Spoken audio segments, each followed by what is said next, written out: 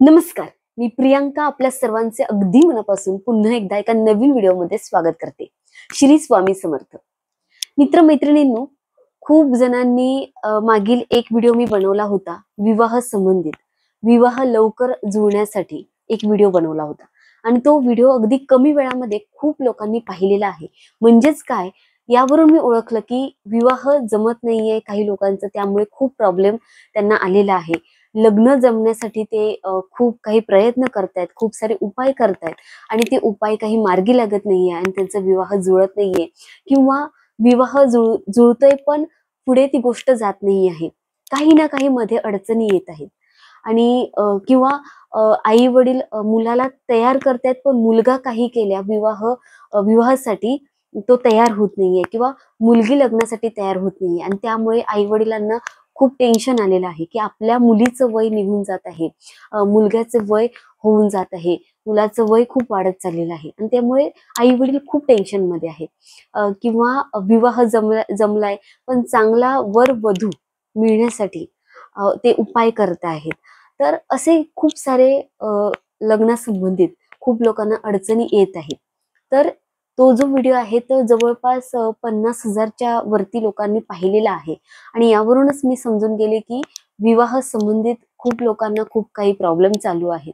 तर बघा, विवाह जर जमत नसेल, जुळून येत नसेल, लग्न जमत नसेल, तर काय असू शकतं की तुमच्या कुंडलीमध्ये काहीतरी दोष आहे किंवा वास्तू दोष असेल किंवा ग्रहांमध्ये काही दोष असेल.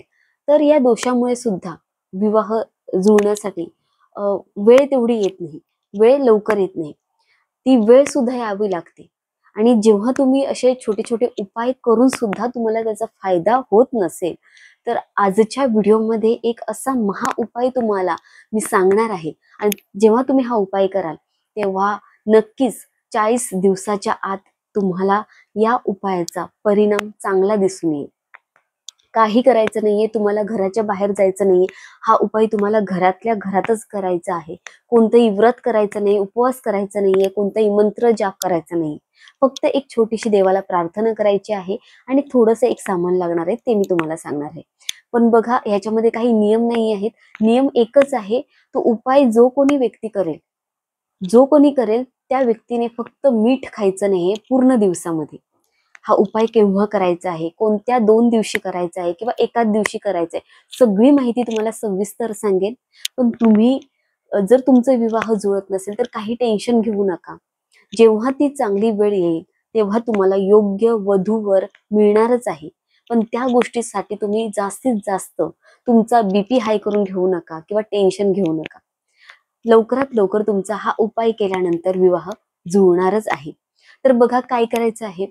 हा जो उपाय मी सांगणार आहे तो तुमच्या मुलीसाठी किंवा मुलासाठी तुम्ही स्वतः आई वडील करू शकता किंवा मुलीला आपला विवाह लवकर जुळवायचा असेल तर ती सुद्धा मुलगी करू शकते, मुलगा करू शकतो किंवा कोणीही घरातील भाऊ बहीण आहे, भाऊसाठी बहीण करू शकते. कोणीही घरातील व्यक्तीने हा उपाय आपल्या घरातील सदस्यासाठी करू शकता. ज्याचा विवाह जुळत नाहीये त्याच्यासाठी घरातील इतर लोकांनी कोणीही केलं तरीही चालेल.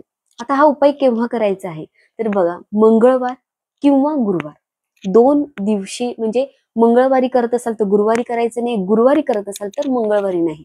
म्हणजे एकच दिवस तुम्ही निवडा किंवा गुरुवारी करायचं असेल तर गुरुवार या दिवशी एकदाच हा उपाय करायचा आहे, परत नाही, सारखा सारखा हा उपाय करायचा नाहीये. तर या दिवशी काय करायचं आहे, तुम्ही सकाळी लवकर उठायचं आहे. आईने जर हा उपाय केला मुलासाठी तर खूप चांगला तुम्हाला लवकरात लवकर याचा परिणाम दिसून येईल. तर बघा, लवकर सकाळी उठायचं आहे. उठल्यानंतर आपल्या घरातील जी स्वच्छता आहे ती करून घ्यायची आहे. देवघरासमोर जायचं आहे. पण त्यासाठी गुरुवारी तुम्हाला काय करायचंय, एक नारळ घेऊन यायचा आहे. सुखा नाही तर पाणी ज्यात आहे, जास्त पाणी असेल तसा ओला नारळ घेऊन या. आणि तो नारळ आणल्यानंतर तुम्हाला अजून एक वस्तू घ्यायची आहे, लाल कापड. लाल कापड घ्यायचं आहे, लाल कपडा तुम्ही घ्यायचा आहे आणि त्याचबरोबर एक मौली धागा म्हणजेच कलावा, जो लाल आणि पिवळ्या रंगाचा जो धागा असतो तो तुम्हाला लागणार आहे. तर अशा 3 वस्तू घ्यायच्यात. एक नारळ, त्याचबरोबर लाल कपडा घ्यायचा आहे आणि तिसरं म्हणजे मौली धागा.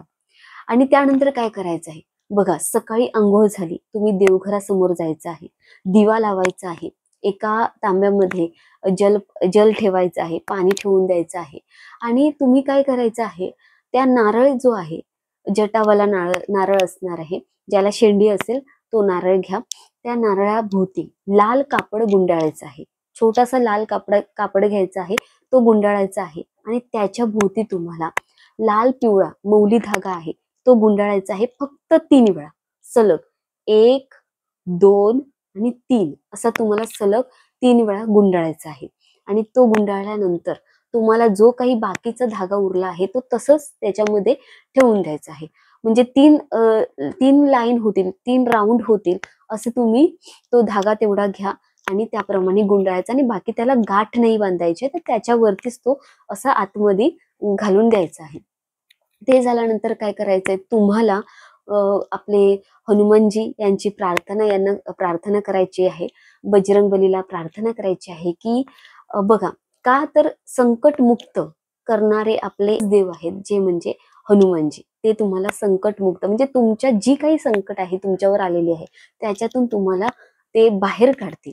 त्यामुळे तुम्हाला प्रार्थना करायची आहे, हनुमानजी जवळ तुम्हाला प्रार्थना करायची आहे. तो नारळ जो आहे तो तुम्ही देवघराजवळ ठेवू शकता, देवघरात आतमध्ये ठेवू शकता, किंवा देवघराच्या खाली जर खाली डॉवर असेल, काही तिजोरी सारखी असेल, तिथे तुम्ही ठेवून देऊ शकता. कपाटात तुम्ही ठेवून देऊ शकता, तिजोरीमध्ये, किंवा एखाद्या अशा ठिकाणी ठेवा की त्या ठिकाणी त्या नारळावरती दुसरा कोणी बाहेरचा व्यक्ती येईल त्याचं लक्ष जायला नाही पाहिजे, त्याची नजर त्या नारळावरती नाही पडली पाहिजे. हे तुम्ही लक्षात घ्या. तुम्ही देवघरात ठेवा, तिजोरीत ठेवा, कुठेही ठेवू शकता. आणि फक्त तुम्ही हा उपाय जो जो कोणी करेल, मुलगा मुलगी किंवा आई वडील आपल्या मुलासाठी करत असेल, त्यांनी त्याचे विचार शुद्ध विचार ठेवले पाहिजे आणि तो पवित्र असला पाहिजे. कोणाबद्दलही वाईट विचार त्यांनी करता कामा नये. तरच हा उपाय तुमचा उपाय हा सफल होणार आहे. तर बघा, कितीही वेळा तुम्ही प्रयत्न केले असतील, याच्या आधी उपाय केले असतील आणि त्याच्यातून तुम्हाला काहीच फायदा जाणवला नसेल, पण जेव्हा तुम्ही हा उपाय स्वतः चांगल्या मनाने कराल, फक्त देवावर विश्वास ठेवून हा उपाय जेव्हा कराल ना, तर तुम्हाला यातून नक्कीच फायदा होईल. हा उपाय असा आहे की तुम्हाला 40 दिवसाच्या आत तुम्हाला याचा चांगला परिणाम दिसून येईल. विवाहामध्ये जे काही अडचणी येत होते, विवाह जुळताना, ते सगळ्या अडचणी दूर होताना तुम्हाला दिसून येईल. कोणतीही बाधा तुमच्यावर येणार नाही. हा उपाय असा महा उपाय आहे. तर नक्की करून बघा. सकाळी अंघोळ केल्यानंतर हा उपाय करायचा आहे, संध्याकाळी हा उपाय करायचा नाहीये. मंगळवारी करू शकता किंवा गुरुवारी करू शकता, एकाच दिवशी. म्हणजे मंगळवारी करत असाल तर गुरुवारी नाही करायचंय, गुरुवारी करत असाल तर मंगळवारी नाही करायचंय. फक्त सकाळी एकदाच करायचा आहे हा उपाय. तर कितीही वर्षापासून तुमच्या ज्या काही अडचणी होत्या विवाह संबंधित, त्या अडचणी फटाफट असे सॉल्व्ह होताना तुम्हाला दिसून येतील. आणि बघा, ह्या दिवशी तुम्हाला कोणतंही व्रत करायचं नाहीये, उपवास नाही करायचा आहे, काही मंत्र जाप करायचे नाही.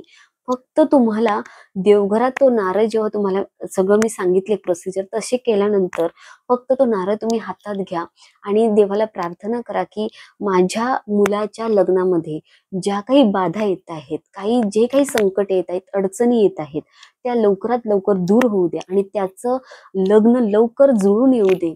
चांगले त्याला मागणी येऊ दे किंवा चांगले वर वधू मिळू दे, योग्य वर वधू मिळू दे. आणि जर त्याचं लग्न जुळलं असेल तर तुम्ही असं बोलू शकता की त्याचं लग्न जे आहे ते निर्विघ्नपणे पार पडू दे, असं बोलून तुम्हाला प्रार्थना देवाजवळ करायची आहे. आणि तो नारळ तुम्हाला देवघरात ठेवून द्यायचा आहे, किंवा कुठेही अशा ठिकाणी ठेवा, ईशान्य दिशेला तुम्ही ठेवू शकता, पण तो नारळ कोणीही पाहिला नाही पाहिजे.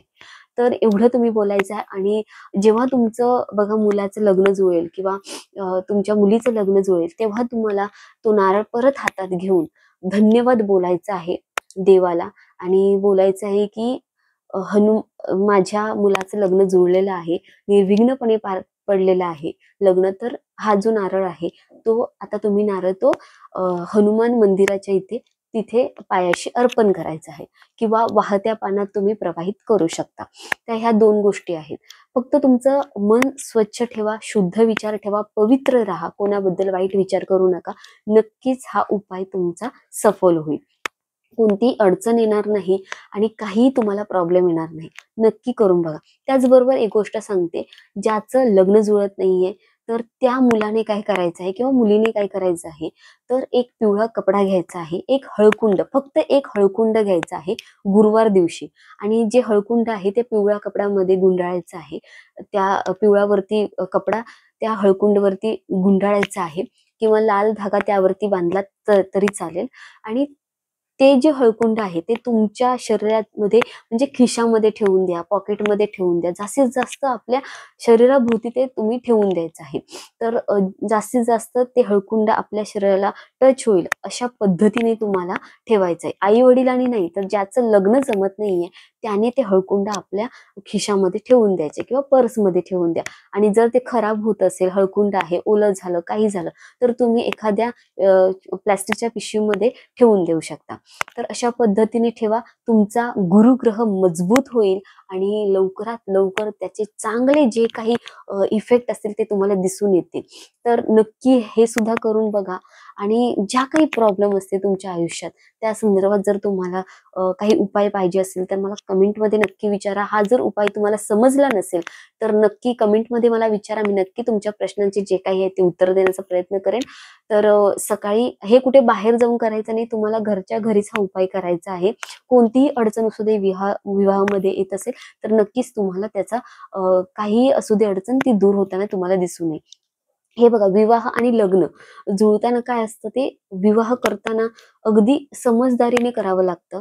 विचारपूस करावी लागते व्यवस्थित आणि जे काही निर्णय आहेत ते अगदी तुम्हाला ठोसपणे म्हणजे ठामपणे घ्यायचे आहेत आणि अगदी विचारपूर्वक तुम्हाला ते निर्णय घ्यायचे असतात. त्यामुळे जास्त घाई करू नका.